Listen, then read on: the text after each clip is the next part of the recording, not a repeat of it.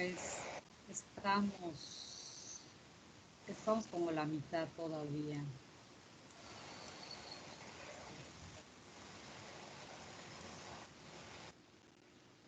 Permíteme mandar unos mensajes. Permíteme salir nada más.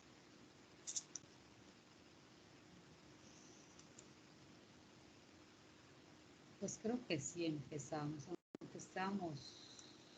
Somos 25, que somos un poquito menos de la mitad. Ok, doctora. Pues entonces vamos a empezar con el tema de hoy. Sí, vamos a empezar. Ok. Okay. No puedes prender tu cámara. No, lo que pasa es que se alienta mucho mi lab, entonces luego se traba el Teams. Ok, está bien. Sí, bueno, vamos a ver el tema de hoy, que es el tamiz metabólico neonatal.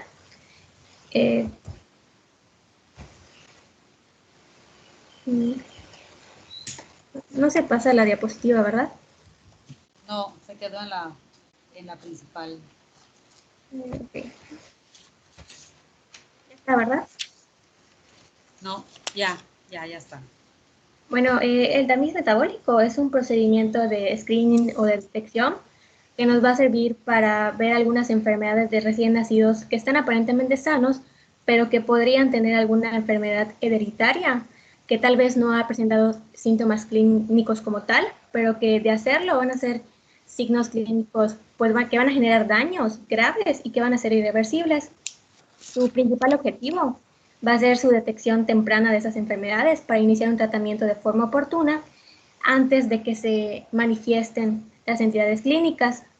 Se realiza de los 2 a 5 días de vida extrauterina, pero depende mucho también de la bibliografía que leamos. A veces se recomienda que empiece a partir de las 24 horas hasta los 7 días de vida. Para llevar a cabo el procedimiento, se debe hacer una recolección de una muestra sanguínea.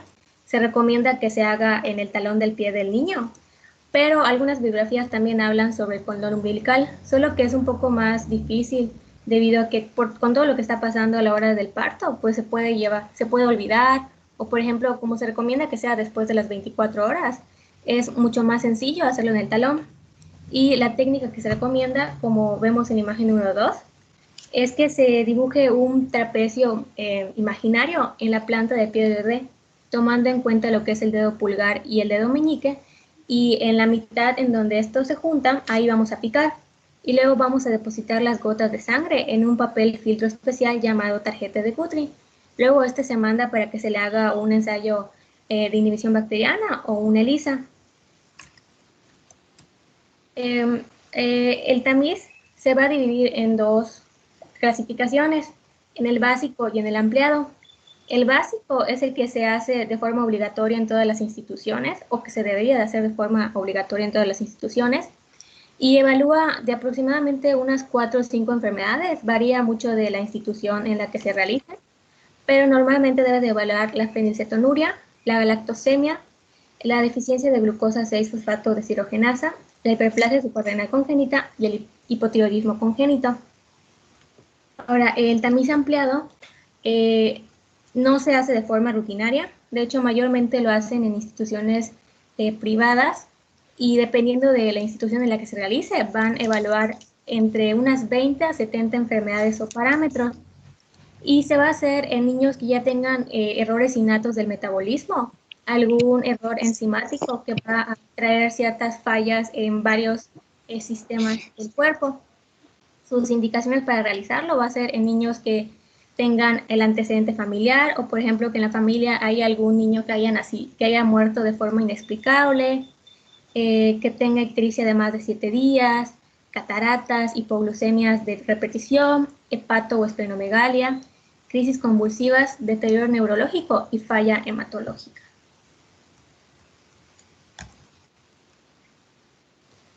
Ahora, empezando con las enfermedades como tal, tenemos a la fenilcetonuria, que es una de las más frecuentes de los trastornos metabólicos hereditarios, con un patrón autosómico recesivo y una frecuencia que va de 1 en 4.000 o 1 en 40.000 nacidos vivos, depende mucho de la zona geográfica en la que estemos hablando. Y aquí lo que sucede es que hay una alteración en la fenilalanina hidroxilasa, que lo que hace esta enzima es que la fenilalanina pase a tirosina. Entonces vamos a tener un aumento de la fenilalanina y una disminución de la tirosina. Y aparte esta fenilalanina se va a acumular en líquidos corporales y en el cerebro, en sus componentes, en sus fenilcetonas, perdón, que son el fenilpiruvato, el fenilacetato y el ácido fenilacético. Este último nos va a contribuir a la aparición de uno de los síntomas clínicos o signos clínicos más específicos en estos niños. Y nuestro objetivo aquí es tratarlo para evitar la acumulación de este metabolito en el sistema nervioso central, debido a que cuando ya comienzan las manifestaciones clínicas en este sistema son irreversibles. Ahora, en estos niños no suelen aparecer los síntomas de forma inmediata. De hecho, aparecen a partir de concentraciones plasmáticas mayores de 20 miligramos sobre decilitro. Y el principal signo que pueden ver los papás, sobre todo, es que los niños presentan un olor desagradable. De hecho, lo refieren como si los niños olieran a ratones o a mojo. Esto es debido al aumento del ácido fenilacético. Además, ya cuando hay acumulación en el sistema nervioso central, tenemos que aparecen signos neurológicos, tales como convulsiones, hiperreflexia, espaticidad y temblores. Y aparte, en niños no tratados encontramos cuadros de microcefalia, maxilares prominentes con espaciado de los dientes, hipoplasia del esmalte y retraso del crecimiento. Hay niños mucho mayores que nunca recibieron tratamiento, ya sea porque no se les diagnosticó o porque realmente no se quiso seguir el tratamiento. Se vuelven niños hiperactivos y que presentan conductas autistas. Son niños que tienen atetosis, movimiento de la mano sin ningún propósito o balanceo rítmico. Básicamente son niños que pareciera que están temblando todo el tiempo.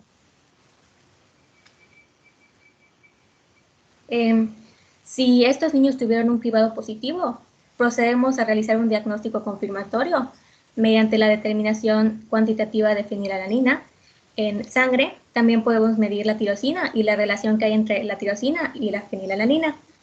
Y si si viene el resultado positivo, pues iniciamos un tratamiento.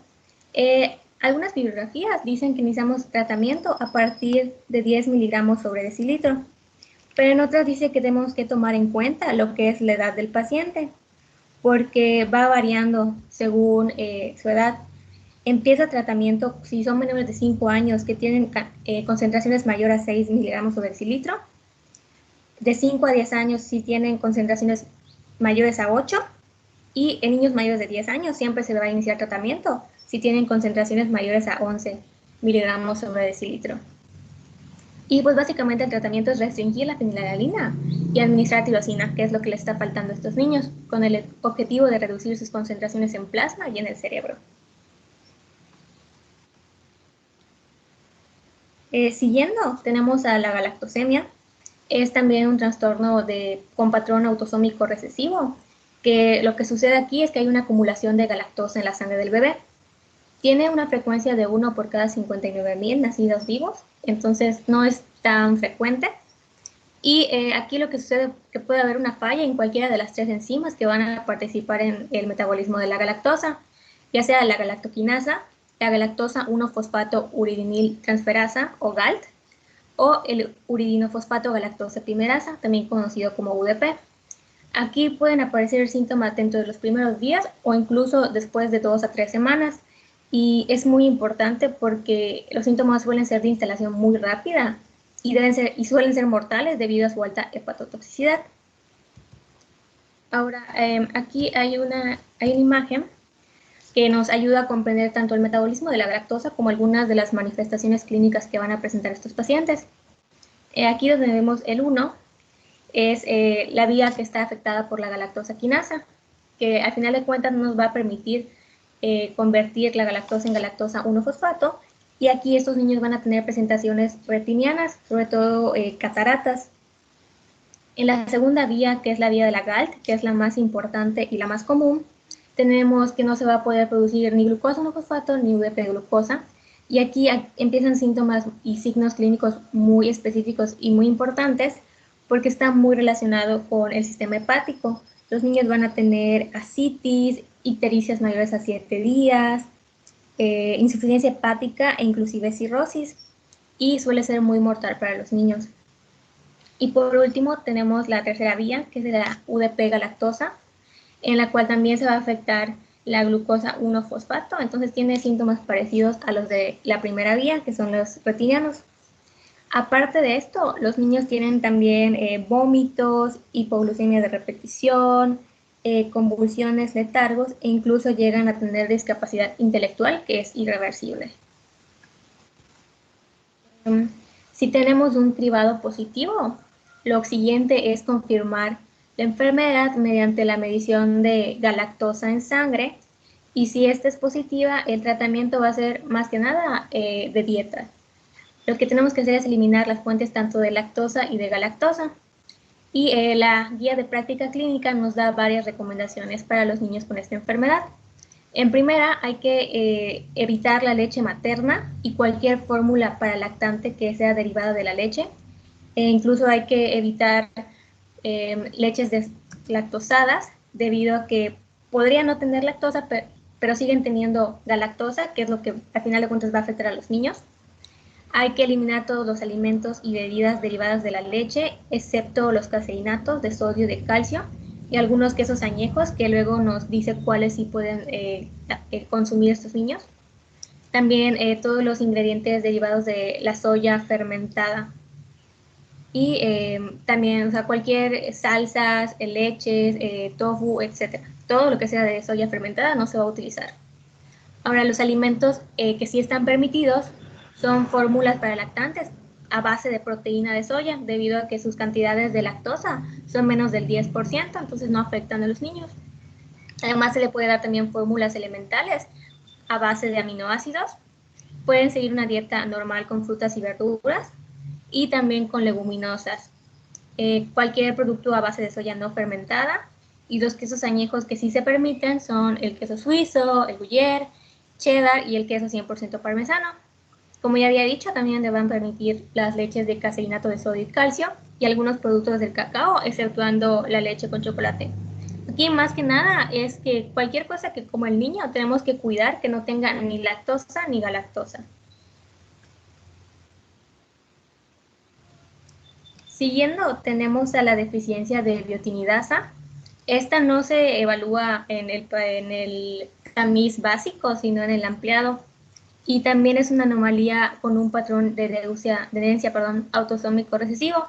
Lo que sucede aquí es que los pacientes no tienen biotina, por lo cual no van a poder tener funcionamientos normales de la enzima acetilcoenzima A, que nos sirve para la producción de grasas, carbohidratos y para la descomposición de proteínas.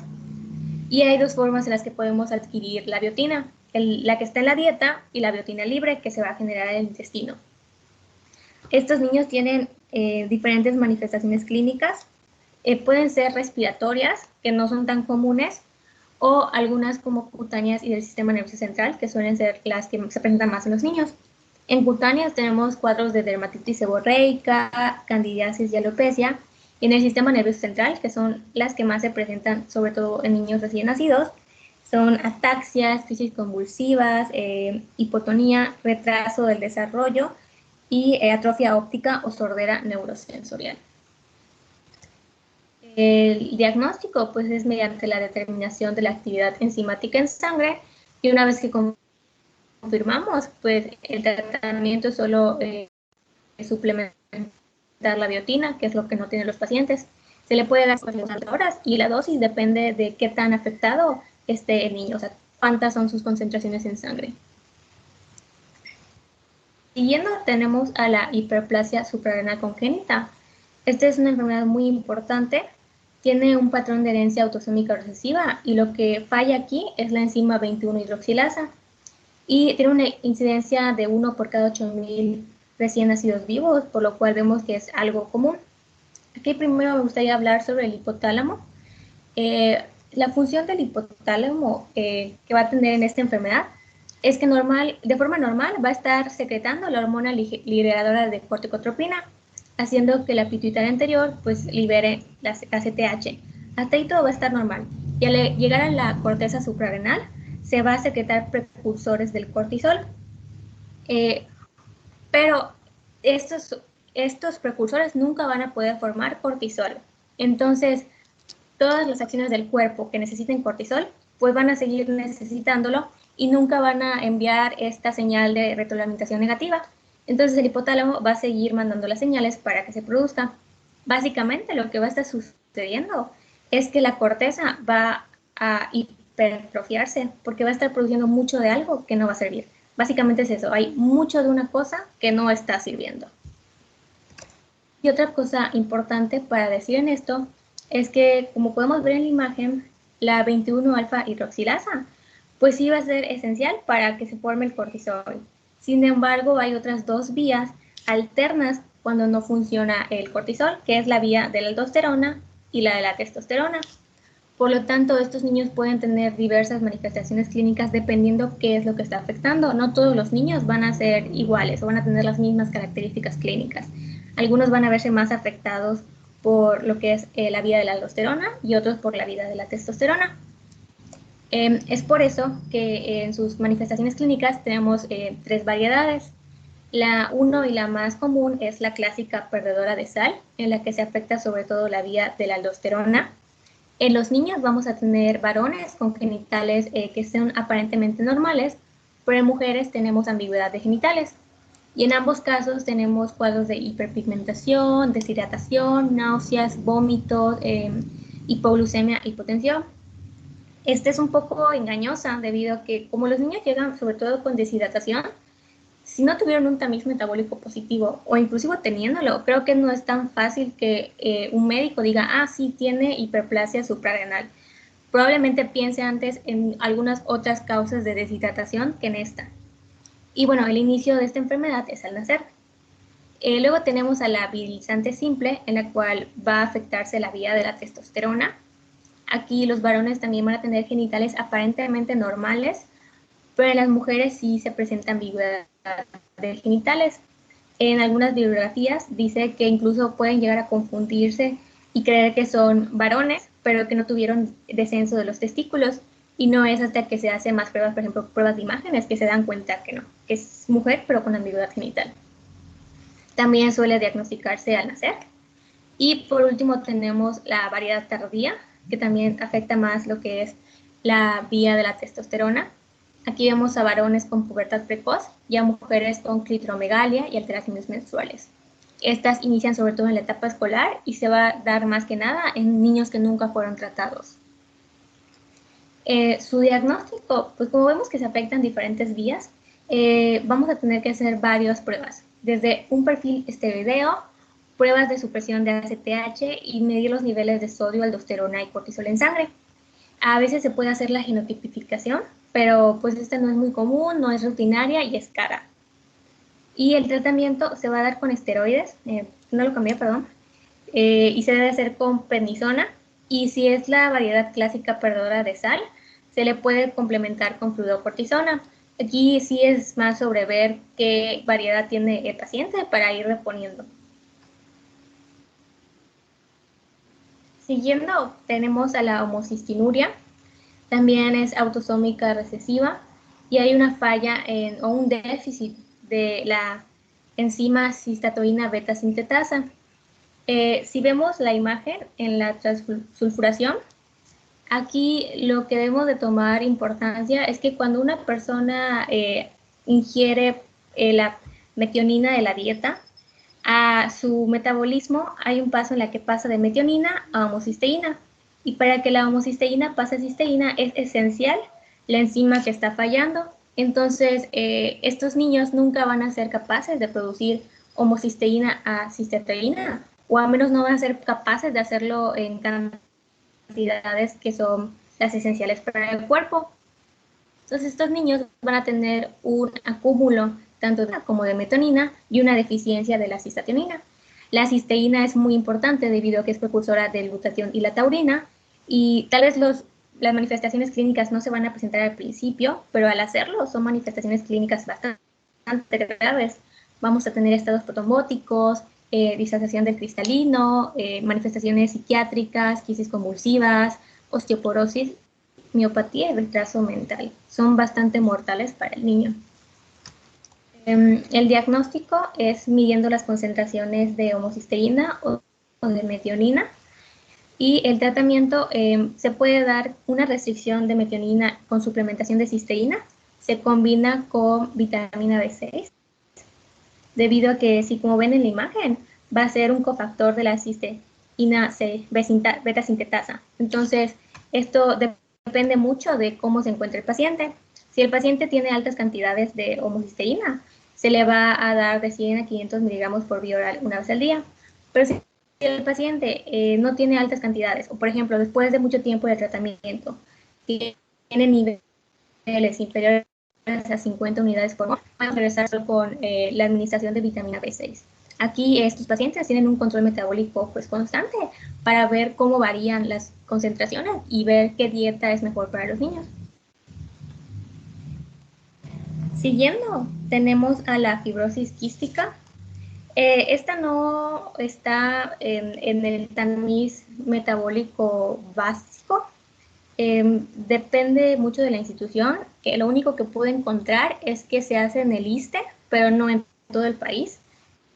Generalmente se hace en el tamiz metabólico ampliado, y también es una enfermedad taxómica y se produce por una mutación en un gen, el gen CFTR, que es la proteína reguladora de la conductancia transmembrana, y tiene una frecuencia que varía de 1 en cada 3.000 a 8.000 recién nacidos vivos, o sea que es más común que cualquiera de las otras que ya vimos.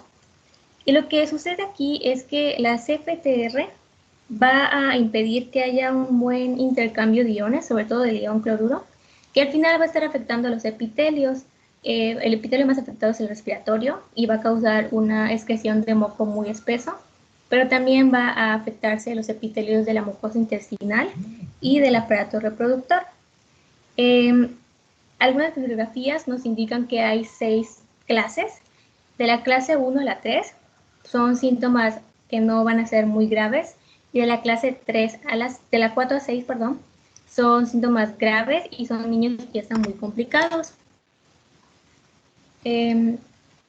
Las manifestaciones clínicas que van a tener estos niños pues dependen mucho de qué tanta afectación haya. Generalmente se van a dar diarrea crónica y neumopatía crónica.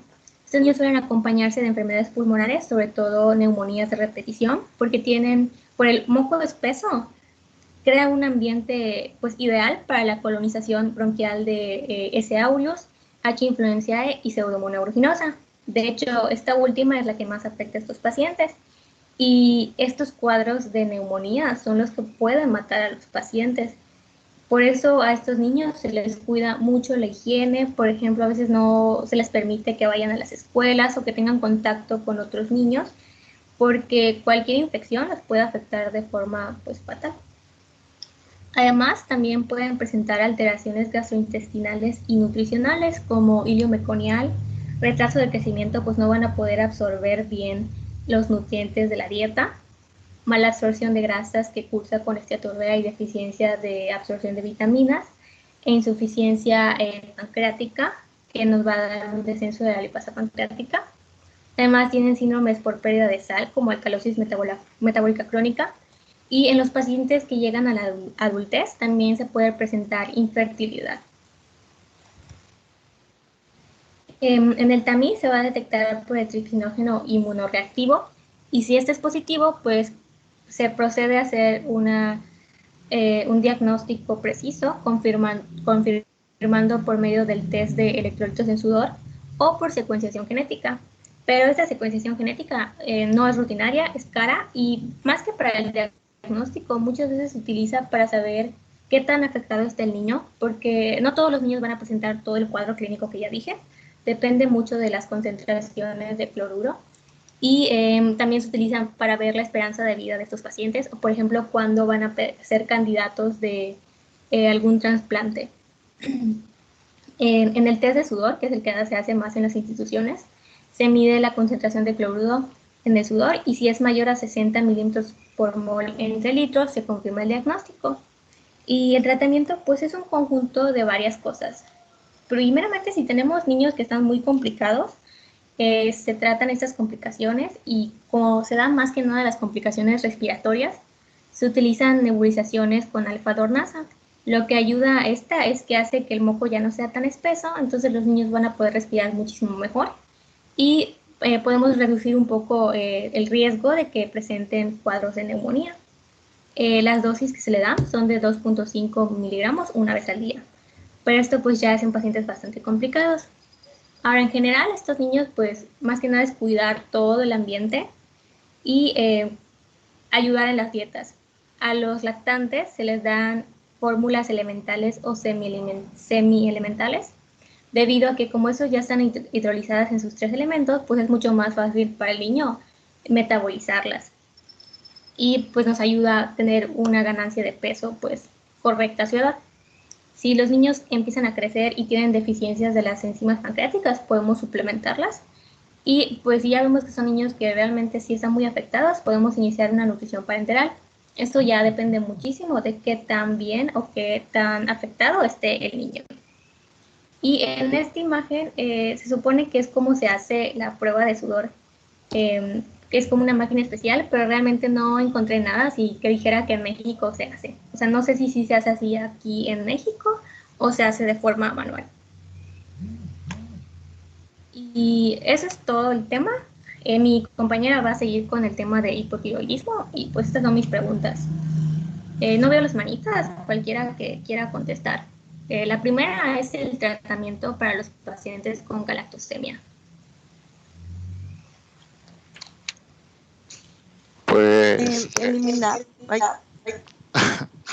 contesta. bueno, eliminar la fuente de lactosa y galactosa, leche materna, todas las fórmulas que incluyan leche, soya fermentada, creo. Sí, básicamente eso. No sé si Edson creo que habló, no sé si quiere complementar cuáles son las dietas que sí se permiten. Pues entre los alimentos permitidos eran las fórmulas a base de, para lactantes a base de soya, de aminoácidos. Igual decía que había frutas, verduras y leguminosas se podrían continuar así de manera bien. También mencionaba creo que el caseinato de sodio y calcio o algo así mencionadas y pues no recuerdo más. Sí, básicamente era eso. En realidad pueden comer de todo, solamente la leche Sí. es lo que no pueden tomar. La siguiente pregunta son las características clínicas de los pacientes con hiperplasia suprarrenal.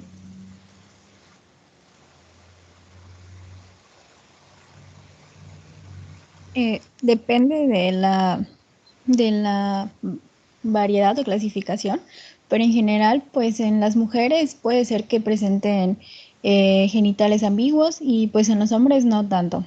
Igual puede ser la virilización y la hiperpigmentación en ambos, hipoglucemia, igual pueden estar deshidratados y creo que ya. Sí, básicamente es eso. La tercera es la mutación más común en la galactosemia.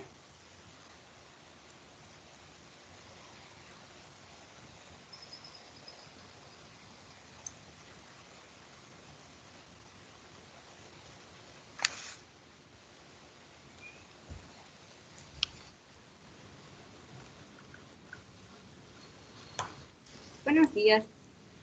Pues o sea, hay varios tipos y pues la clásica tipo 1 sería la forma más grave y pues es causada por la deficiencia de la enzima galactosa 1-fosfato uridil transferasa a la GALT.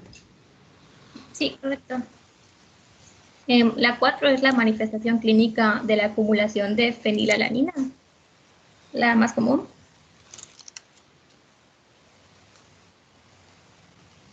Buenos días. Era la que mencionaba a los papás, creo, la del olor desagradable, como a ratón o a mojo. Sí. Y ya por último, si alguien me puede mencionar las 3 indicaciones para la realización del tamiz ampliado.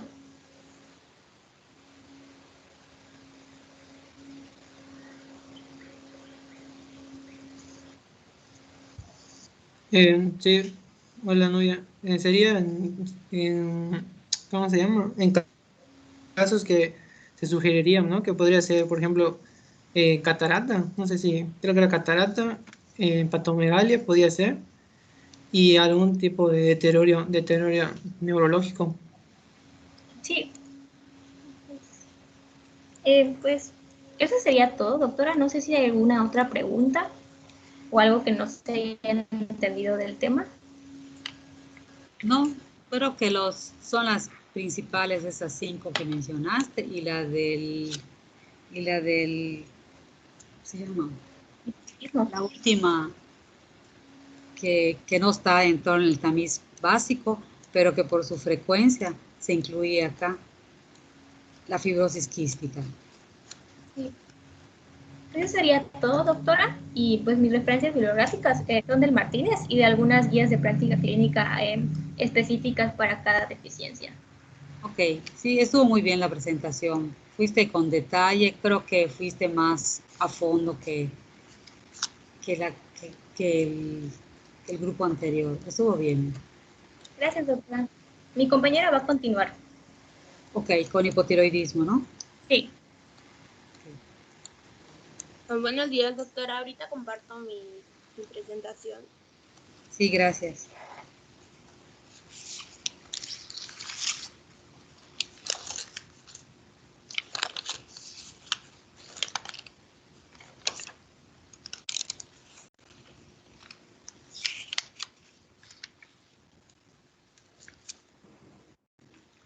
Buenos días.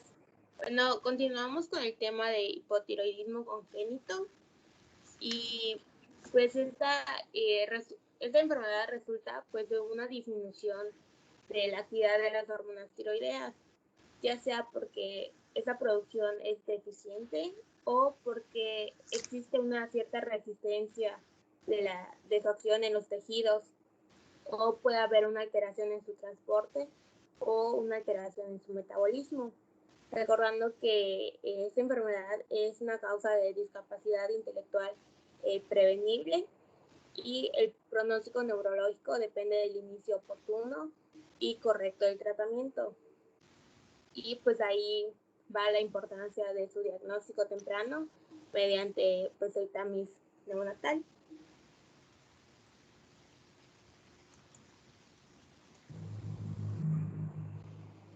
Bueno, en cuanto a su fisiología, pues este eje comienza en el hipotálamo con la hormona libradora de tirotropina, que actúa en la hipófisis anterior, liberando la hormona estimulante de tiroides, que pues va a actuar en la tiroides para sintetizar pues T3 y T4, recordando que la T4 es más abundante, pero la T3 es más activa. También existe T3 reversa, que en sí es una reserva. Y para pues, la síntesis de estas hormonas pues, se requiere trofina y yodo. Pues algunos efectos fisiológicos de estas hormonas podemos encontrar que aumentan pues, la tasa metabólica basal, aumentan el metabolismo, o sea, aumenta la gluconeogénesis, glucólisis, la producción de glucosa. También estimulan la maduración y crecimiento óseo, y pues también aumentan el gasto cardíaco.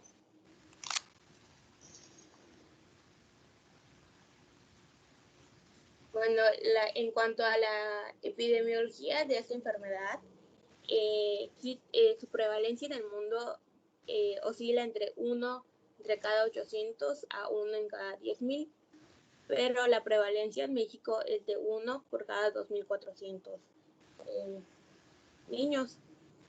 Tiene un predominio para niñas, y en general esta enfermedad afecta al 7% de población general y 5% es población infantil. Ahora, en cuanto a su etiología, pues su causa más frecuente de hipotiroidismo congénito permanente es la disgenesia tiroidea, que explica del 80 al 85% de los casos. En México se reporta que el 50% de los casos es por ectopía tiroidea. El 36% de estos casos se debe a genesia tiroidea y el 7% a una disarmogénesis. También, bueno, esa es la causa permanente. También existe un hipotiroidismo transitorio, que es cuando en las concentraciones de las hormonas tiroideas se normalizan durante el seguimiento de estos niños y tiene una frecuencia de entre 1 por cada 11.000 a 12.000, y pues se explica que es secundario a una ingesta materna de fármacos antitiroideos, a una deficiencia o exceso de yodo, o anticuerpos bloqueadores del receptor de TSH. Y en cuanto a hipotiroidismo central o secundario, sus causas pueden ser ya sea una deficiencia aislada de TSH o pues múltiples deficiencias congénitas de la hormona hipofisiaria, que son más específicos y son mutaciones de ciertos genes. Bueno, a quienes se les realiza el perfil tiroideo, en aquellos pacientes que pues obviamente su tamiz metabólico salió positivo, o en aquellos que su tamiz metabólico salió negativo, pero presentan ciertos factores de riesgo.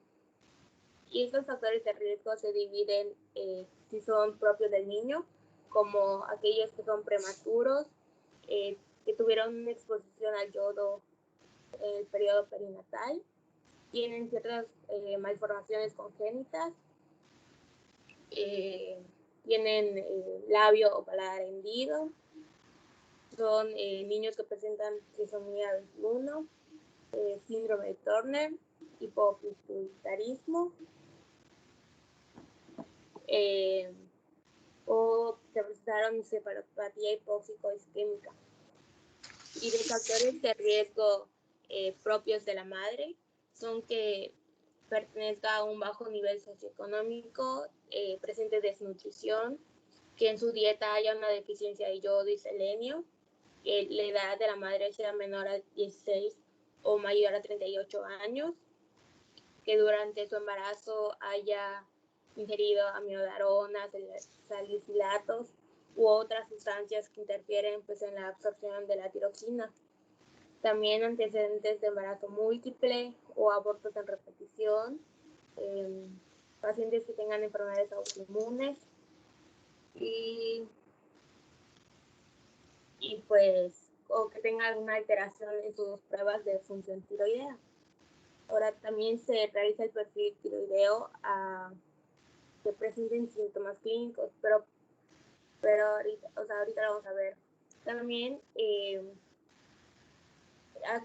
hay aquellos pacientes que este también se puede repetir a las 2 o sexta semana de vida, que son pacientes prematuros o que ingresaron a la unidad de cuidados intensivos o que tengan pues, anomalías cardiovasculares o que sean gemelos para pues, la detección de la enfermedad. Y en cuanto a las manifestaciones clínicas, pues la mayoría de estos pacientes no presentan datos clínicos al nacimiento, ya que existe un paso transplacentario de T4 materna, pero pues sí se puede identificar la enfermedad por medio del tamiz. Bueno, algunas manifestaciones clínicas posibles es que el peso y longitud al nacer de estos niños sea normal, pero en el perímetro cefálico pues puede estar ligeramente incrementado.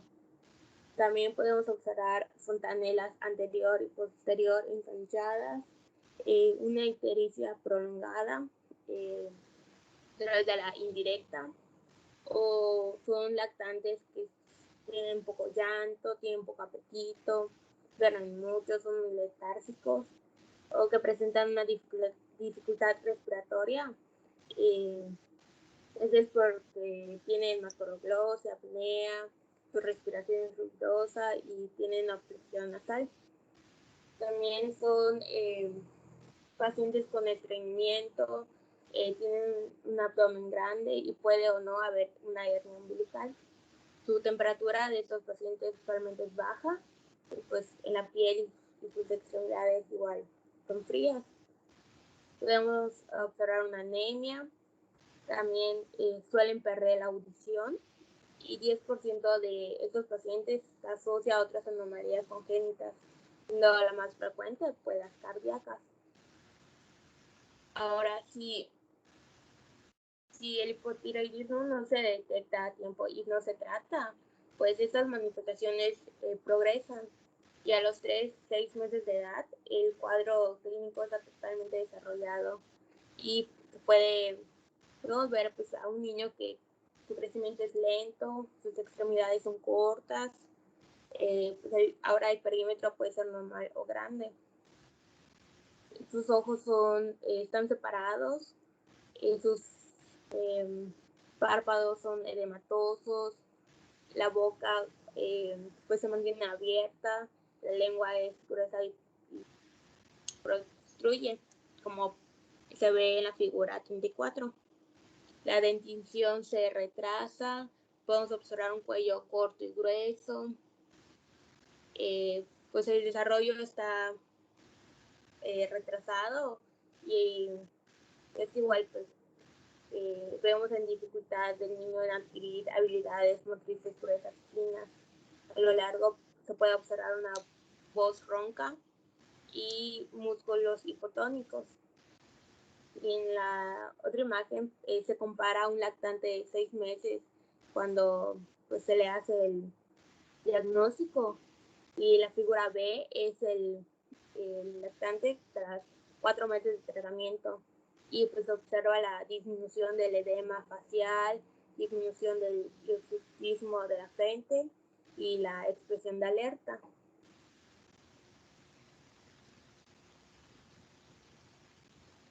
Bueno, en el perfil tiroideo específico podemos ver que se trata de primario cuando encontramos una TSH aumentada y una T4 baja.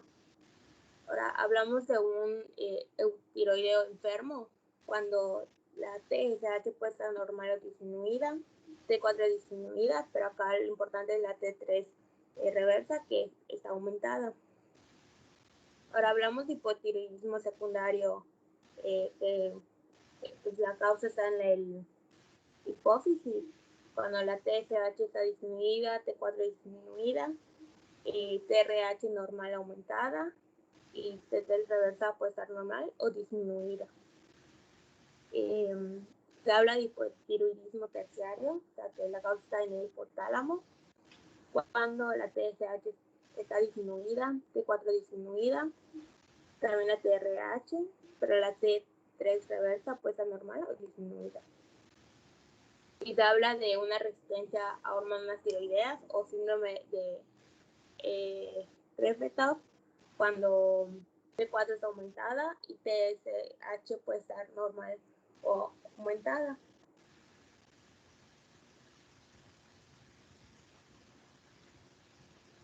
Bueno, el tratamiento de preferencia se debe de iniciar dentro de las primeras 2-4 semanas de vida para pues, evitar estas secuelas neurológicas. Y se habla de un manejo integral porque posiblemente estos pacientes necesiten pues, manejo de diferentes especialistas, incluyendo el endocrinólogo pediatra, neuropediatra, el oftalmólogo, el ortopedista, nutriólogo, psicólogo. Y el tratamiento pues inicia con levotiroxina, con una dosis inicial de 2 a 15 microgramos por día. Y se le indica a los papás que se debe dar 30 minutos antes del primer alimento. Y de ahí se necesita realizar otro perfil tiroideo a las 4 semanas para su reajuste de dosis. y esta dosis pues va cambiando conforme pues el niño va creciendo, y pues es lo que indica la tabla, pues, la edad del niño y sus dosis necesarias. De ahí, pues de ahí se indica que a los 2 o 3 años se suspenda por 2 o 3 semanas el tratamiento y se realiza otro perfil tiroideo para saber si este niño cursó con un hipotiroidismo transitorio, y si sale normal, pues ya se suspende el tratamiento. Amigo, si sale normal, pues es permanente y pues es tratamiento de por vida. Y esta tabla indica la edad, pues el tiempo que debe de existir una valoración médica a estos niños, cada cuando se evalúa su neurodesarrollo, también con su perfil tiroideo, y pues va cambiando hasta que sea adolescente y ya sea pues anual. Pero en los primeros de 0 a 3 meses podemos observar que es mensual tener pues un estrecho valoración a estos niños. Y doctora, aquí en el tratamiento, pues yo entendí que a los 3 años se vuelve a revisar para saber si es permanente o transitorio. ¿Pero es correcto esto? Sí, sí, porque esa valoración implica retirar el medicamento, y retirarlo antes de ese tiempo no conviene. Por ejemplo, una pregunta que te quería yo hacer es, ¿será lo mismo el hipotiroidismo que se desarrolla en la adolescencia o con el adulto no causa retraso mental? Entonces, ¿por qué a los lactantes sí les provoca retraso mental?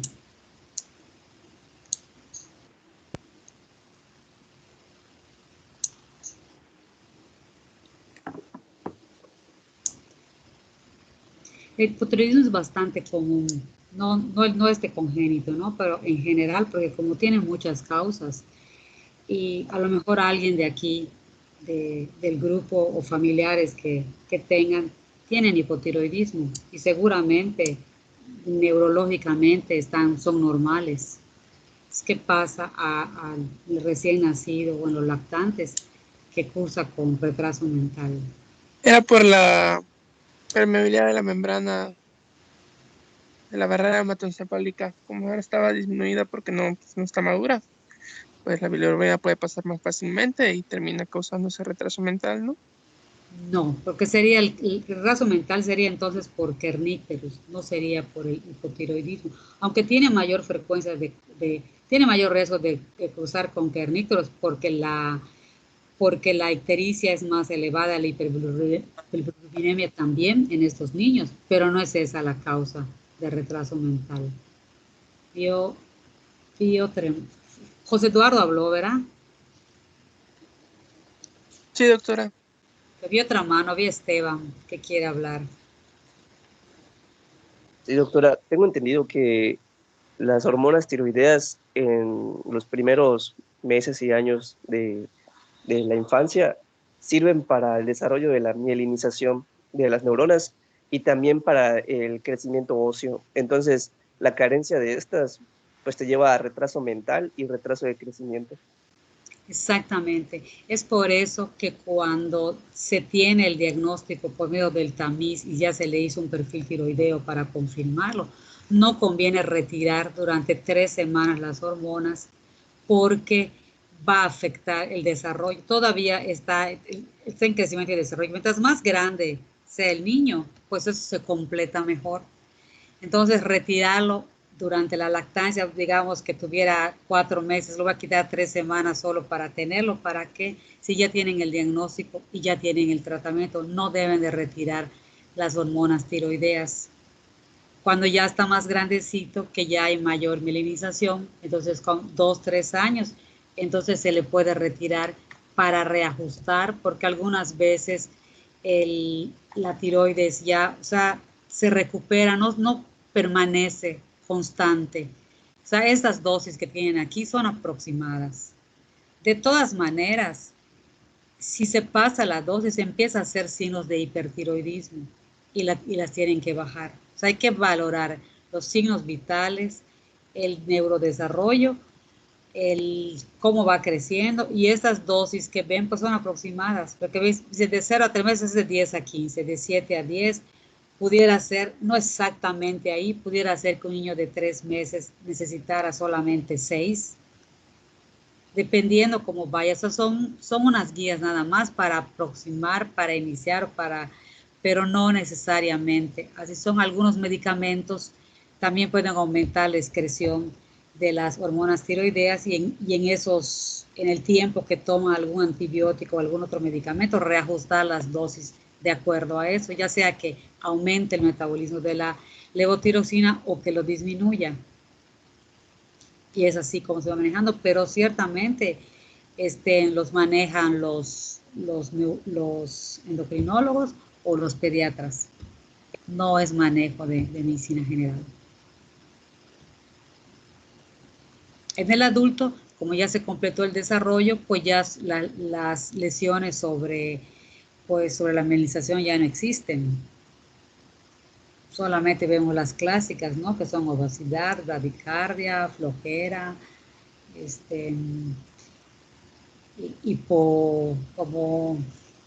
como que están como cansados, dormidos, y el aumento de peso es notable, y es por eso que acuden a endocrinología o va a la consulta, ¿no? Y es que cuando se juntan los otros signos clínicos, entonces pasan a hacer sus pruebas de perfil tiroideo para encontrar un diagnóstico.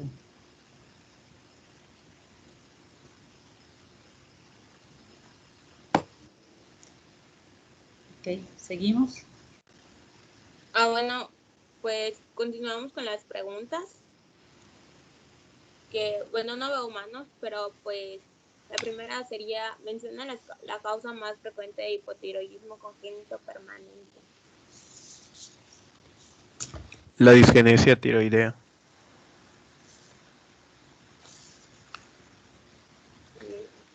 Sí. Bueno, la segunda pregunta sería, menciona la dosis inicial de levotiroxina. ¿Para qué edad? Tienes que decirlo. Bueno, puse la dosis inicial de cuando es tu primer, le haces el diagnóstico. De recién nacido, ¿no? Ajá.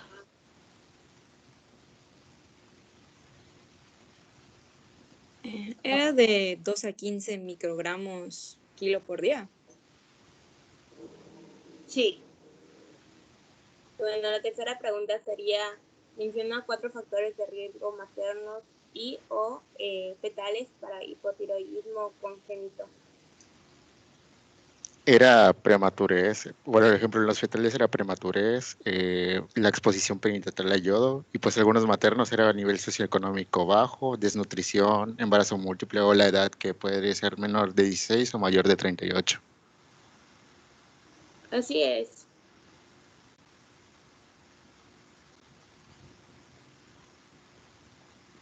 Y pues ya sería todo el tema. Revisaste en respecto a cuando vimos ahorita tamiz metabólico, que dice que se debía de tomar al nacimiento o hasta los 7 días. En el caso del hipotiroidismo, no sé cómo decirlo, en el hipotiroidismo o mejor dicho, ¿en qué tiempo tú recomendarías que sea mejor realizar el tamiz metabólico? Entendí que es al segundo o al quinto día, pues si el bebé no tuvo en bebés, pues que nacieron en tiempo pues, como que normal, porque en los prematuros o que tuvieron necesidad de ir a unidad de cuidados intensivos o en gemelos, también se puede repetir en las 2 a 6 semanas después.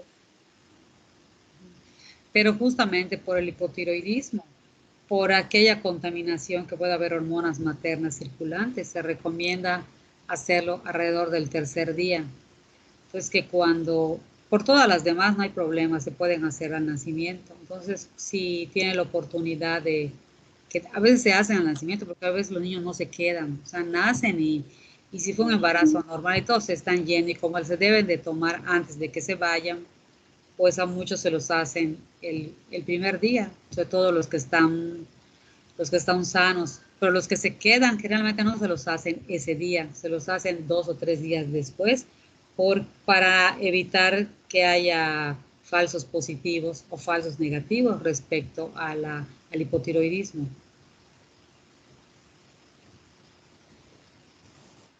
Sí. Y en México y en muchas partes del mundo, el hipotiroidismo es la causa más frecuente de retraso mental congénito.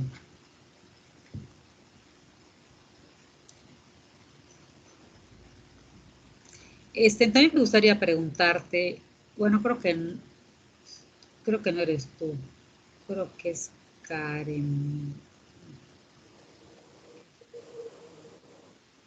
Respecto a lo que, cuando hablaban de la dieta, de la galactosemia, que hablaban de soya. Sí, doctora. Creo que mencionaste algo de la soya, que si está fermentada, no fermentada. ¿Puedes aclarar eso? Bueno, lo que estuve leyendo, sobre todo en la GPC, es que decía que las cantidades de lactosa que hay en la soya dependen mucho si está procesada en sus proteínas o si está fermentada. Si está procesada en sus proteínas, tiene una cantidad menor al 10%, que no es, pues, por decirlo, que tóxica, por así decirlo, para el niño con galactosemia. En cambio, las que están fermentadas pueden tener sus cantidades normales, inclusive a veces pueden aumentar la cantidad no, de lactosa, más que nada, la cantidad de lactosa libre. Entonces, al final de cuentas, puede no tener galactosa, pero la lactosa en sí va a terminar metabolizándose y afectando a los niños con galactosemia. Básicamente, es eso lo que yo había leído.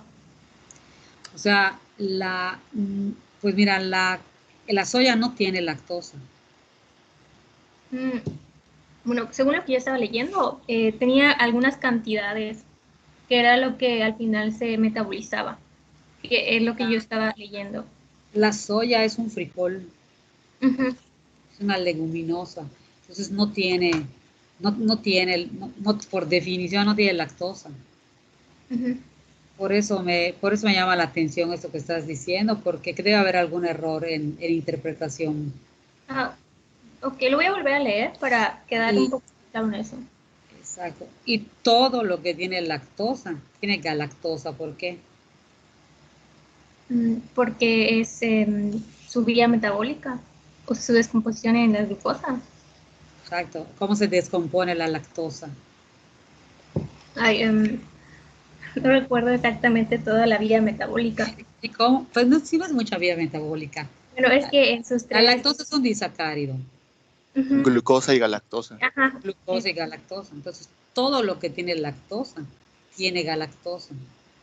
Por eso, en una parte tú mencionaste, que me pareció muy bien, que la leche deslactosada no la pueden tomar, porque la leche deslactosada, lo único que le agregan la lactasa.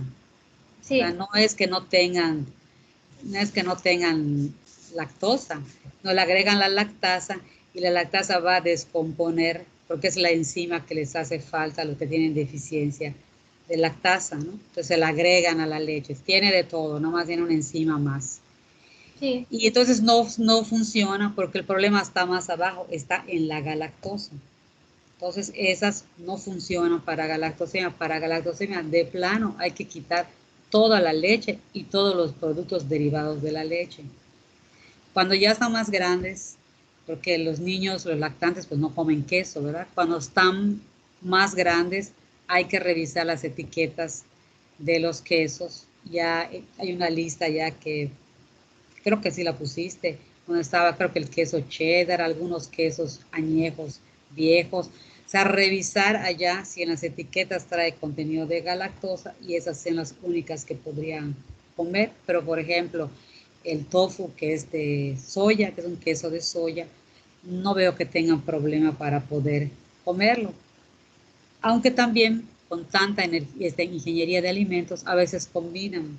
Pudiera ser que existiera alguna soya que esté enriquecida con leche o que tenga combinado. Entonces hay que siempre ver etiquetas o si se va a recomendar una marca, que se cheque la marca que se va a recomendar, lo que tiene, los ingredientes que tiene para evitar estos problemas.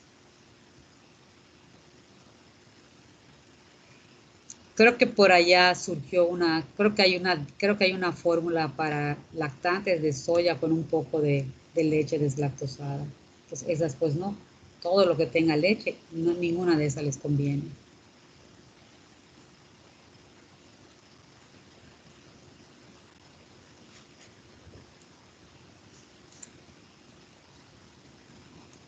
¿Ya alguna cosa más?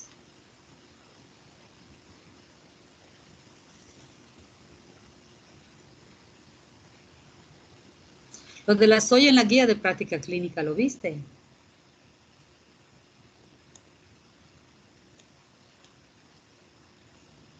Recuerdo que sí, de todos modos lo voy a volver a checar para estar segura sobre ese dato. En la guía de práctica clínica, ¿de cuál?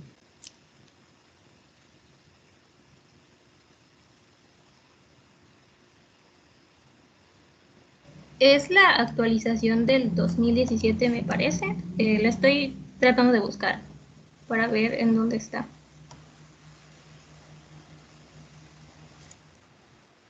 ¿Pero de qué? ¿De dietas o de tamiz? Es de galactosemia. Galactosemia no específicamente. Sí. Ok.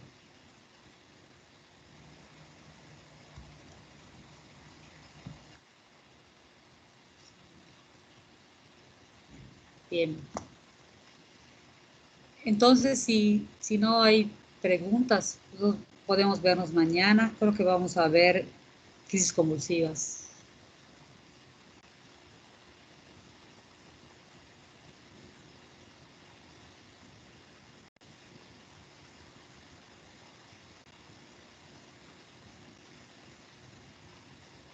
Sí, doctora.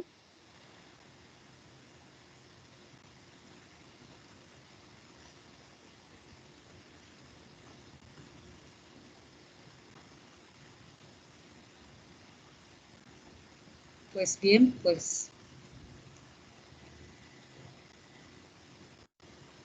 espero que les haya ido bien en sus vacaciones, que estén con mayor energía ahorita. Gracias, doctora. Gracias, doctora. Bien, entonces nos vemos mañana. Gracias, hasta luego. A las 9, sí, a la hora normal. Ok, hasta mañana, gracias. Hasta luego. Hasta mañana, doctora. Gracias.